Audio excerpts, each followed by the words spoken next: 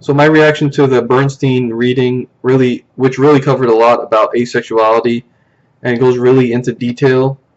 I found it to be a good read because it talks about sex and how to be safe, and it tells you a lot of things about like how humor and if you want a partner, if you don't want a partner, and it asks a lot of questions pertaining to sex and asexuality.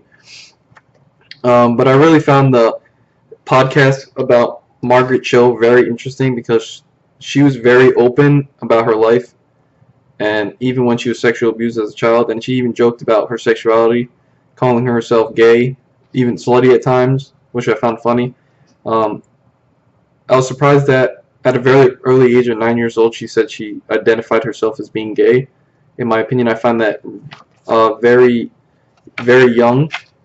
Usually, well, when I graduated high school, kids were coming out usually when they graduated, so I would say like 19, 20, 21 maybe after school, because not a lot of people are going to judge you once you're graduated from high school. When it came to sex in my own family, my parents never really sat me down to talk to me about sex. I learned it from friends, health classes. Yeah, they never really sat me down and to talk about the birds and bees. But when I had my first girlfriend, my mom would always joke around. To me, I think she'd be serious. She'd be like, there better not have been any funny business, which I found funny because neither of my parents ever sat me down to talk about it, and my dad never really cared, so that was pretty funny. Um, in the podcast, I could tell before she mentioned it that she was very close to her father because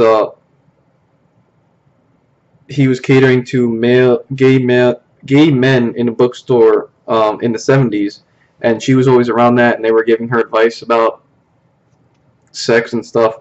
So I found that very unusual for her parent because usually parents don't want their children to be exposed to like homosexuality and stuff like that. But I felt like he had a feeling she was going to end up going down that path.